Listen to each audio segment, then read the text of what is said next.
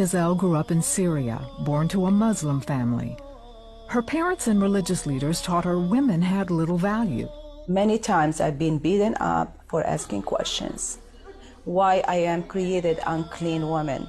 Why that God create me less intelligent and man has dominion over me? According to her family's beliefs, a woman had no guarantee where she'd spend eternity, even if she lived a good life. There is no grace in Islam faith. So a lot of women in that culture, they do their best to be a good woman, but they're deep in their heart, they are desperate for God, that He may accept them and allow them to go to heaven. Amy was never at peace with Islam. I read the Quran and I feel like an evil spirit or someone has his hand on my neck and shocking me. At 18, Amy and her family moved from Syria to Egypt. There, she openly renounced Islam. I stopped praying, I stopped fasting, I stopped, be involved in any sort of ceremony or any sort of religion practice.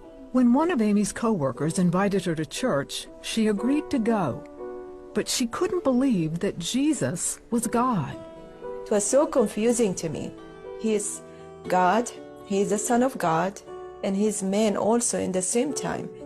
And I said, God, I'm not going to be deceived again.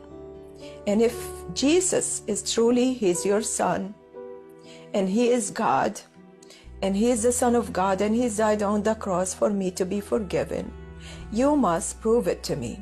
A few months later, Amy became very ill with gallstones. As she lay in the hospital waiting for surgery, she called out to Jesus.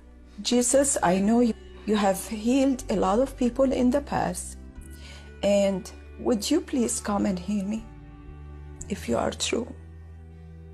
After I finished my asking and my request of Jesus, the room was full of light. And out of that light, Jesus came to me in real human body. And He stretched His hands, and He was close to me, standing by my bed. And He said, come to me, who are weary and carry heavy burden. I will give you rest.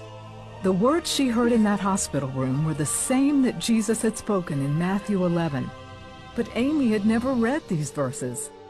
I saw the nails in His wrist. That's the way they describe it to me, that He died on the cross. And he truly, when He appeared to me, there is no one will deny Him that He is not God.